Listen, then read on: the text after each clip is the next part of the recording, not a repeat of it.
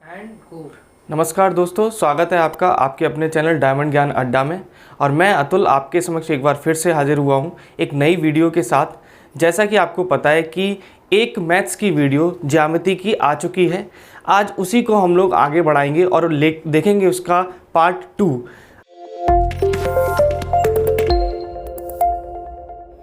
चलिए चलते हैं अब देखते हैं नए कोण की तरफ, जिसका नाम है रेखा युग्म। इससे पहले मैंने आपको आसन्न कोण के बारे में बताया है। अब चलते हैं रेखा युग्म के बारे में। तो इसके लिए मैं 3 स्थितियां बना रहा हूं। आप एक बार इन तीनों ही स्थितियों को ऑब्जर्व करिए।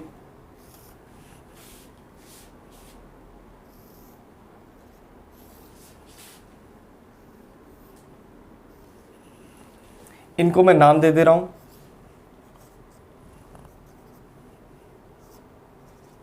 ओ ए, ओ बी और ओ सी। साथ ही साथ इसको भी नाम दे दे रहा हूं, ओ सी, ओ ए और ओ बी।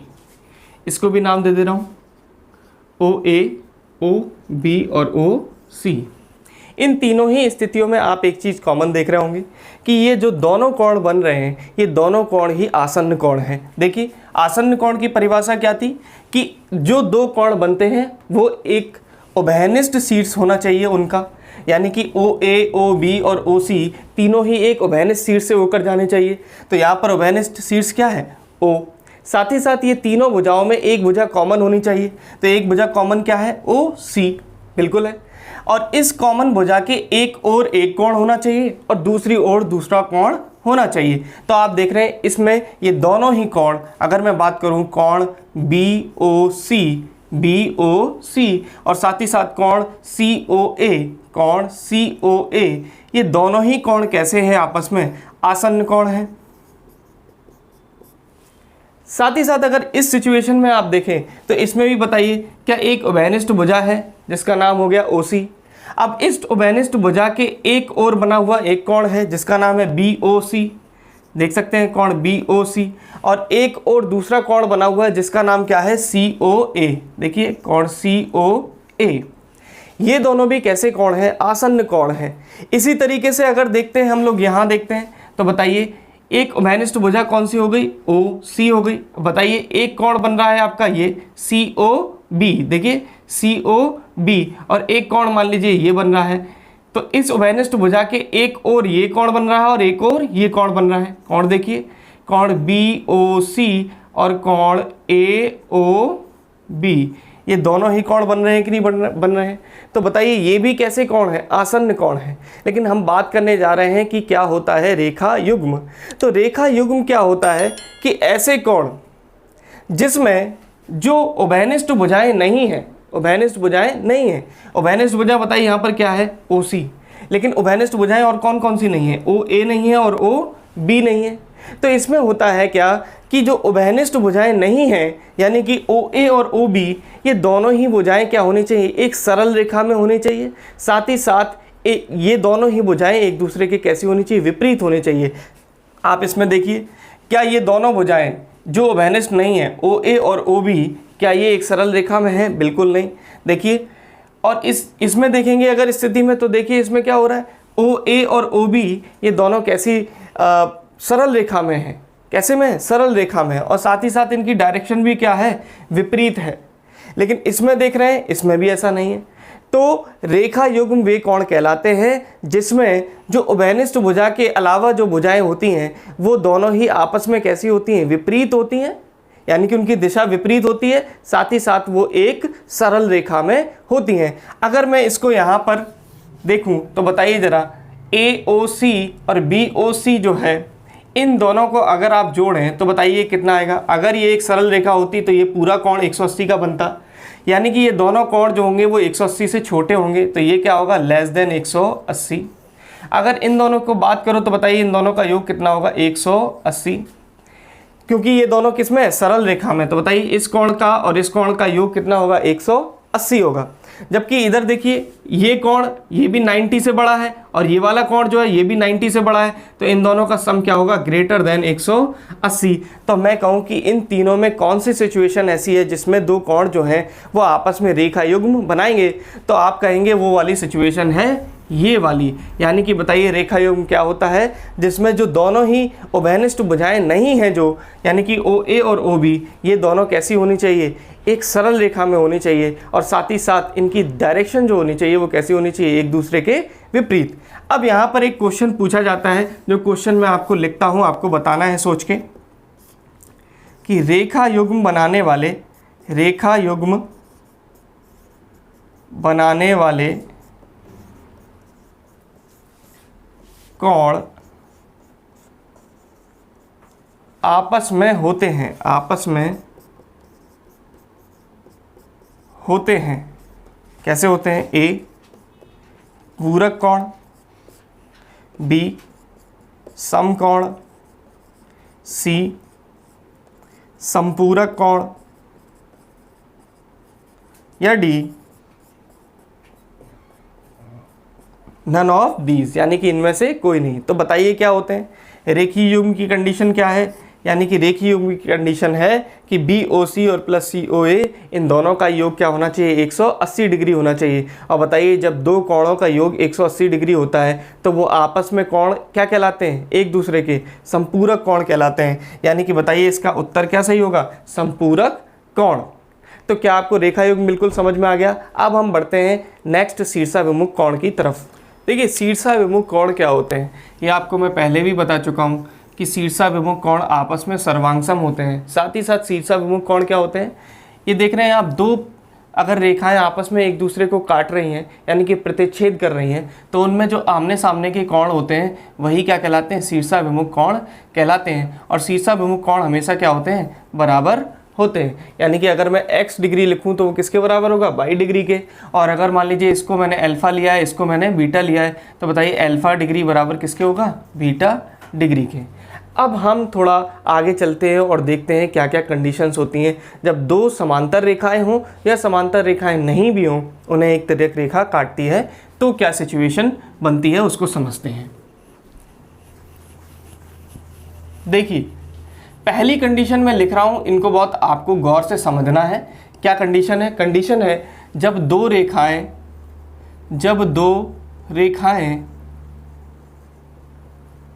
साइड में मैंने लिखा हुआ जो समांतर नहीं है, जब दो रेखाएं जो समांतर नहीं हैं उन्हें एक तिर्यक रेखा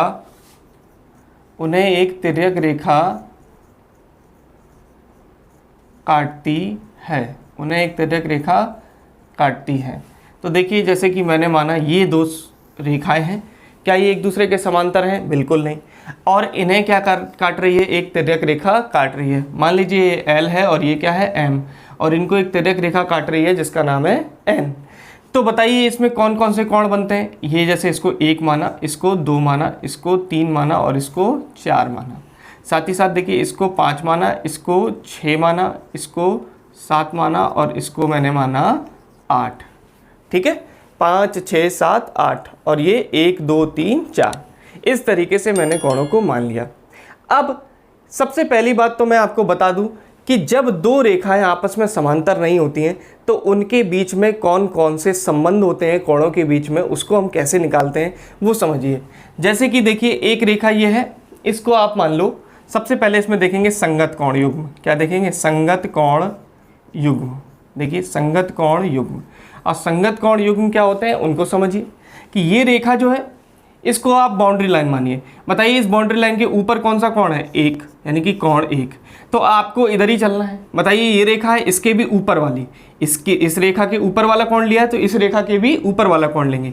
बताइए 1 है डिग्री यहाँ पर, तो यहाँ पर कितना होगा, इस रेखा के ऊपर 5 डिग्री, तो बताइए यहाँ पर क्या होगा, कोण 5 डिग्री। साथ ही साथ देखिए यहाँ पर क्या है, यहाँ पर बताइए इधर अगर हम बात करेंगे कोण 2 इस लाइन के नीचे, तो बताइए इस लाइन के नीचे क्या होगा, कोण 6, तो बताइए कोण 2 तथा कोण 6, यहाँ पर क्या होगा, कोण 1 तथा कोण 5। ठीक है, अब बढ़ते हैं आगे। देखिए अभी मैंने आपको बताया कि एक कोण 1 और कोण 5, तो बताइए ये कोण 1 है और ये कोण क्या है, 5। तो ये जो अगर इसको बाउंड्री लाइन माने तो इसके ऊपर वाला कोण, तो यहाँ पर जो दूसरी वाली रेखा है इसके ऊपर वाला कोण, इनके युग्म को क्या बोलते हैं बताइए? संगत कोण। साथ ही साथ इस रेखा के नीचे, तो इस रेखा के भी नीचे वाला कोण, यानी यहाँ पर 2 डिग्री है, यहाँ पर कितना डिग्री है? 6 डिग्री। तो ये दोनों भी आपस में क्या हुए बताइए? संगत कोण हुए। अब इधर देख लीजिए आप, इसी तरीके से बताइए इस रेखा के ऊपर क्या है? 4 डिग्री कोण, और इस रेखा के ऊपर क्या है? 8 डिग्री कोण। तो ये दोनों आपस में कैसे कोण हैं? संगत कोण है। साथ ही साथ बताइए इस रेखा के नीचे क्या है? 3 डिग्री, और इस रेखा के नीचे क्या है? 7 डिग्री। ये कोण के जो युग्म है ये आपस में कैसे हैं? संगत कोण होते हैं। अब बात करते हैं एकांतर अंतः कोण की। बात करते हैं एकांतर अंतः कोण युग्म। तो देखिए एकांतर अंतः कोण युग्म क्या होते हैं? पहली बात तो अंतः कोण। अंतः कोण मतलब क्या होगा? इन दोनों रेखाओं के अंदर की बात कर रहे हैं। तो बताइए एकांतर कोण क्या होगा? 2 डिग्री के एकांतर कोण क्या होगा? 8 डिग्री। तो कोण 2 डिग्री के एकांतर कोण सा होगा? कोण 8 डिग्री। यहां पर देखिए 3 डिग्री के एकांतर क्या होगा? 5 डिग्री। तो 3 डिग्री के एकांतर 5 डिग्री। तो इन कोणों को हम लोग किस युग्म के अंतर्गत देख रहे हैं? एकांतर अंतः कोण युग्म के अंतर्गत देख रहे हैं। अब बात करते हैं अगला युग्म जो कि है क्रमागत अंतः कोण, या इनको ही बोल सकते हैं तिर्यक रेखा के एक ही ओर बने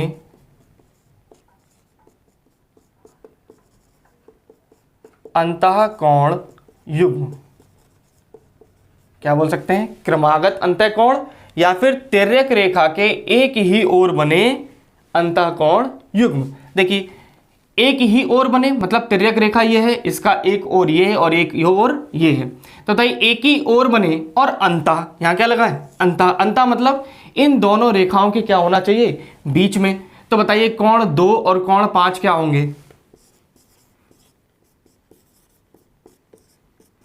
ये कोण 2 और कोण 5 क्या होंगे बताइए? एक ही तिर्यक रेखा के एक ही ओर स्थित हैं और साथ ही साथ क्या है? अंतः स्थित हैं।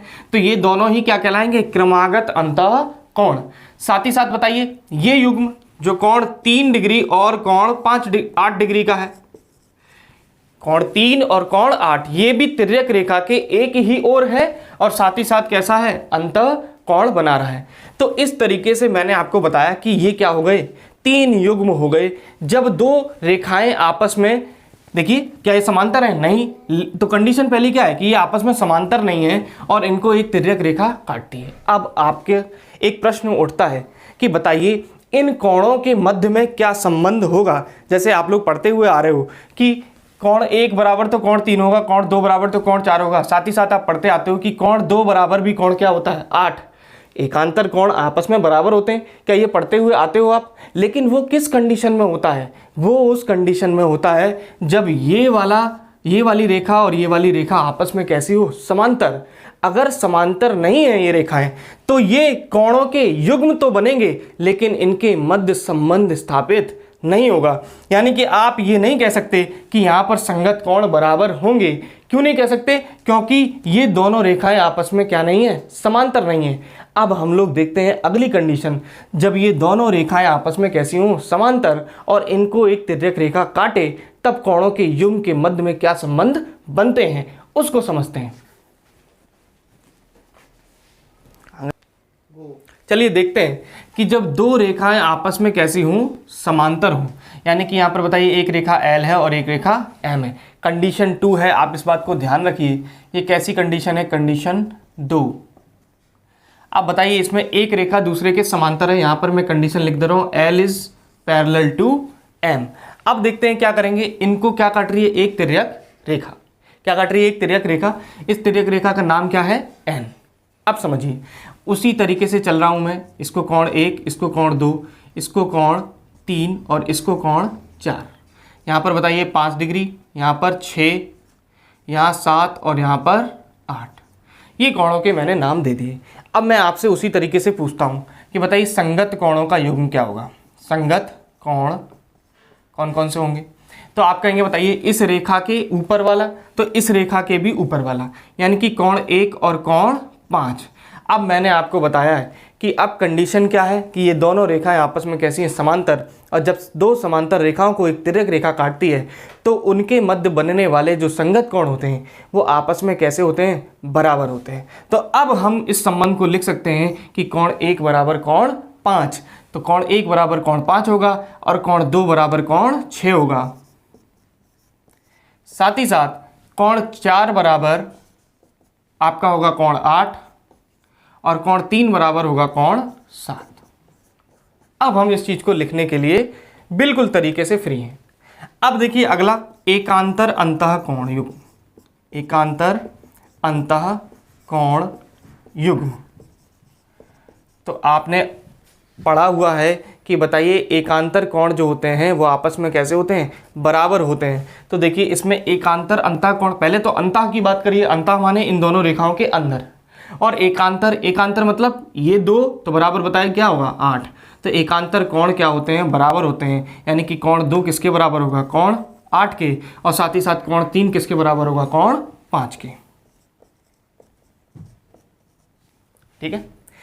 अच्छा, अब यहीं पर अगर मैं बात कर लूं कि बताइए एकांतर बाह्य कोण कौन से हैं, तो बताइए वो है कोण 1, यानी कि ये जो कोण बन रहा है, और कोण बताइए कौन सा बन रहा है, ये 7। ये क्या हो गए, एकांतर बाह्य कोण हो गए। ये भी आपस में बराबर होते हैं। देखिए कैसे, बताइए कि कोण 1 है, कोण 1 के शीर्षाभिमुख कोण कौन सा है, कोण 3, यानी कि शीर्षाभिमुख कोण आपस में कैसे होते हैं, बराबर होते हैं। तो बताइए कोण 1 और कोण 3 आपस में कैसे हो गए, यहीं पर मैं लिख देता हूं, चलिए यहां पर लिख देता हूं, एकांतर बाह्य कोण। तो बताइए अभी मैं लिख दे रहा हूं कोण 1 बराबर कोण 7, लेकिन कैसे हो रहा है ये आपको इसमें समझिए कैसे हो रहा है। तो यहां मैंने लिख दिया कि कैसे हो रहा है ये, तो समझिए कोण 1 के बराबर क्या है, कोण 3, किस उससे पद्धति से बताइए, शीर्षाभिमुख कोण। तो बताइए कोण 1 और कोण 3 आपस में कैसे बराबर हैं, शीर्षाभिमुख कोण। कोण 1 बराबर कोण 3 किससे, शीर्षाभिमुख।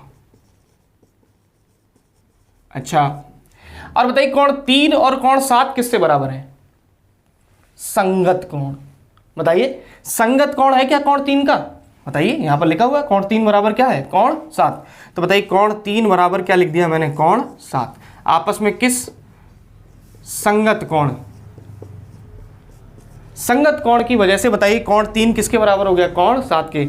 बताइए कोण 1 कोण 3 के बराबर है और कोण 3 कोण 7 के बराबर है, तो क्या कोण 1 कोण 7 के बराबर होगा, बिल्कुल। तो बताइए यहां पर क्या होगा, कोण 1 बराबर कोण 7। इसीलिए हम लोग कहते हैं कि कोण 1 बताइए कोण किसके बराबर हो गया, 7 के बराबर हो गया, यानी ये एकांतर बाह्य कोण बन रहे हैं। अंतः कोण की बात कर रहे थे तो इन दो लाइन के अंदर बात कर रहे थे, बाह्य कोण की बात करेंगे तो इन दो लाइन के बाहर की बात करेंगे। तो बताइए कोण 1 बराबर कोण 7 हो गया, तो इसी तरीके से कोण 4 बराबर कोण 6 हो गया। ये तो कैसे की मैंने व्याख्या करिए। और दूसरा बताइए कोण 1 बराबर कोण 7 तो कोण 4 बराबर कोण 6। क्या आपको इतनी बात बिल्कुल समझ में आ गई। अब हम लोग देखते हैं कि क्या होते हैं एक ही तरफ बने युग्म।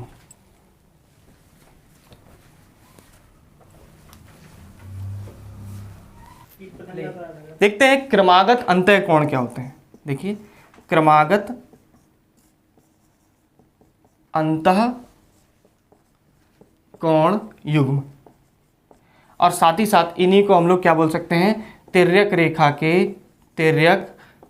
के एक ही ओर बने अंतः कोण। यानी देखिए क्या होंगे, क्रमागत अंतः कोण युग्म, यानी कि एक ही ओर बने होंगे तिर्यक रेखा के, और दूसरा क्या होंगे, अंतः होंगे। अंतः का मतलब दोनों लाइन के अंदर होंगे। तो बताइए कोण 2 और कोण 5 इसको सेटिस्फाई करा रहे हैं क्या, इस कंडीशन को। तो बताइए कोण 2 होगा और कोण 5 होगा। और मैं आपको बता दूं कि ये क्या कहलाते हैं, क्रमागत अंतः कोण युग्म कहलाता है। और बताइए अगर ये क्रमागत अंतः कोण युग्म है तो इन्हीं दोनों का सम क्या होता है, 180 डिग्री। यानी कि ये दोनों कोण आपस में कैसे होते हैं, समपूरक होते हैं। कैसे होते हैं, समपूरक होते हैं। यानी कि हम लिख सकते हैं कि बताइए कोण 2 प्लस कोण 5 बराबर कितना 180। साथ ही साथ यहाँ पर लिख सकते हैं कोण 3 प्लस कोण 8 बराबर 180। ये भी आपस में कैसे हैं, समपूरक कोण। तो इस तरीके से मैंने आपको समझाया है कि क्या कोण होते हैं, न्यून कोण, अधिक कोण, ऋजु कोण, वृहद कोण, आसन्न कोण, रेखा युग्म, और साथ ही साथ आपको पढ़ाया कि किन दो कंडीशंस को लेके हम लोग चलेंगे जब आपस में दो रेखाओं उनको एक तिर्यक रेखा काटती है तो क्या क्या संबंध स्थापित होता है कोणों के बीच में। इसको आपने बहुत ही सरल भाषा में समझ लिया है। अब इसके ऊपर एक प्रश्न आता है, उसको भी देखेंगे, बहुत ही महत्वपूर्ण प्रश्न है। इसके बाद देखिए क्वेश्चन आपसे क्या पूछा जाता है कि दो समांतर रेखाएं हैं और इनको एक तिर्यक रेखा काट रही है। मान लीजिए एक रेखा है M, एक रेखा है L और इनको एक तिर्यक रेखा N काट रही है। तो इनके जो एक ही ओर एकांतर कोण बनते हैं उनके बीच का एंगल क्या होगा, इस एंगल को पूछा गया है आपसे। मान लीजिए इसको हमने P मान लिया, ये हमारा R है और ये हमारा S है। अब हमको पता करना है, पूछा क्या गया है, कोण SPR बराबर क्या होगा। तो समझिए इसको कैसे निकालेंगे। तो देखिए अगर मैं बात करूं कि एकांतर अंतः कोण जो होते हैं, मतलब क्रमागत अंतः कोण जो होते हैं, बताइए एक ये और एक ये दोनों का योग क्या होता है। रेखा के तिर्यक रेखा के एक ही ओर बने जो अंतः कोण होते हैं उनका योग कितना होता है, बताइए। कोण मैं लिखूं MS और R, कोण MSR, देखिए MS और R यानी कि ये पूरा कोण, और प्लस मैं बात करूं कोण LR और S, कोण LR और S। तो अभी आपने पढ़ा है कि इनका योग क्या होता है 180 डिग्री, यानी कि आपस में कैसे होते हैं, समपूरक कोण। इक्वेशन 1। इसी को ही आप क्या करो, आधा कर दो, क्योंकि क्वेश्चन में क्या दिया हुआ है कि ये जो दो कोण हैं, ये जो दो रेखाएं खींची गई हैं, ये इस कोण को क्या कर रही हैं, समद्विभाजित कर रही हैं। किस कोण को, इस कोण को समद्विभाजित कर रही हैं। SP रेखा इस कोण को समद्विभाजित कर रही है, ये आपको गिवन है। देखिए गिवन आपको क्या क्या है, यहाँ पर लिख देता हूँ मैं कि SP जो है ये समद्विभाजक है, समद्विभाजक है किस कोण का, ये समद्विभाजक है आपका कोण MSR का, कोण MSR का, ठीक है। और साथ ही साथ आपको दिया है RP जो है ये समद्विभाजक है कोण LRS का, कोण LRS का, ये गिवन है आपको। अब देखिए इसको आप क्या करो, डिवाइड बाई 2 कर दो। इस पूरी इक्वेशन को डिवाइड बाई 2 कर दिया आपने, तो समझिए ये क्या हो गया, कोण MSR/2। बताइए कोण MSR/2। तो बताइए R/2 क्या होगा, या तो ये कोण ले लो आप या फिर ये वाला कोण ले लो। हम ये वाला कोण ले लेते हैं। तो बताइए कोण क्या होगा, PSR। इसको क्या लिख सकते हो, कोण PSR प्लस बताइए कोण LRS को क्या लिख सकते हो, LR और S कोण जो है इसको बताइए क्या हो गया, ये आधा आधा बांट रहा है। तो बताइए इस कोण को क्या लिखोगे, कोण PRS लिख सकते हो, कोण PRS लिख सकते हो। और बताइए इनकी वैल्यू कितनी आई, 90 डिग्री। इसको इक्वेशन आप 2 ले लो। अब आपको क्या क्या ज्ञात हो गया, मैं इसको अलग से बना दे रहा हूं इस त्रिभुज को। देखिए ये त्रिभुज कुछ इस तरीके से हमें प्राप्त हो गया, जिसमें ये क्या है P, ये क्या है S और ये क्या है R। अब देखिए कोण PSR ये हमें प्राप्त हो गया, और साथ ही साथ कोण PRS, बताइए PRS ये भी हमें प्राप्त हो गया। इन दोनों का योग क्या प्राप्त हो गया, 90 डिग्री। और आपसे पूछा क्या है, इस कोण का मान पूछा है। तो बताइए ये जो त्रिभुज बना, त्रिभुज PRS, इसमें बताइए कोण PSR प्लस कोण PRS प्लस कोण PRS और प्लस कोण RPS, बताइए त्रिभुज के तीनों कोणों का योग कितना होता है, 180 डिग्री। और जिसमें से बताइए कोण PSR और PRS की वैल्यू कितनी है, 90 डिग्री। तो बताइए ये 90 डिग्री हो गया और प्लस ये कोण RPS हो गया, बराबर कितना हो गया, 180 डिग्री। तो बताइए कोण RPS क्या निकल के आ गया, 180 डिग्री माइनस 90 डिग्री बराबर कितना आ गया, 90 डिग्री। यानी कि यहाँ से ये प्रूव हो गया कि आपसे पूछा जाता है कि दो समांतर रेखाओं के जो एक ही ओर तिर्यक रेखा के बने अंतः कोण होते हैं, उनको यदि कोई दो समद्विभाजक करें, यानी कि दो रेखाएं उनको समद्विभाजित करें, तो उनके बीच में बनने वाला, उन दोनों रेखाओं के बीच में बनने वाला जो कोण होता है वो क्या होता है? समकोण होता है। 180 डिग्री होता है, 90 डिग्री और आपका 30 डिग्री होता है। तो इस तरीके से क्वेश्चन बनता है। तो बताइए, आपको पता चल गया कि ये कोण कितना होता है? 90 डिग्री होता है। या आप इधर बना लो, या फिर यही क्वेश्चन अगर इस तरीके से आ जाता जहाँ पर ये और ये दोनों समद्विभाजक होते, तो बताइए ये कोण भी कितने में बनता? 90 डिग्री में। तो यहाँ तक आपने पूरा सरल भाषा में समझ लिया कि इन कोणों का क्या महत्व है और इनको जानना कितना इंपॉर्टेंट है अगर आप आगे इस चैप्टर को, ज्यामिति को कंटिन्यू करेंगे। मैंने आपको उदाहरण के माध्यम से एक क्वेश्चन भी बता दिया कि इसमें किस तरीके के क्वेश्चंस बन सकते हैं। आगामी जो वीडियोस आएंगी उनमें हम क्वेश्चंस को लेते हुए भी चलेंगे, प्रैक्टिस कराते हुए चलेंगे, ताकि ज्यामिति का चैप्टर आपका पूरा अच्छी तरीके से कंप्लीट हो। वीडियो को देखने के लिए आपका बहुत बहुत शुक्रिया। और जिस तरीके से आप लोग सपोर्ट कर रहे हैं और प्यार बनाए रख रहे हैं हमारे ऊपर, तो वो बनाए रखिए, कंटिन्यू रखिए। और साथ ही साथ सजेशंस भी देते रहिए कि आपको क्या पढ़ना है, क्या जानना है और क्या क्या चेंजेस हमें करने चाहिए। धन्यवाद।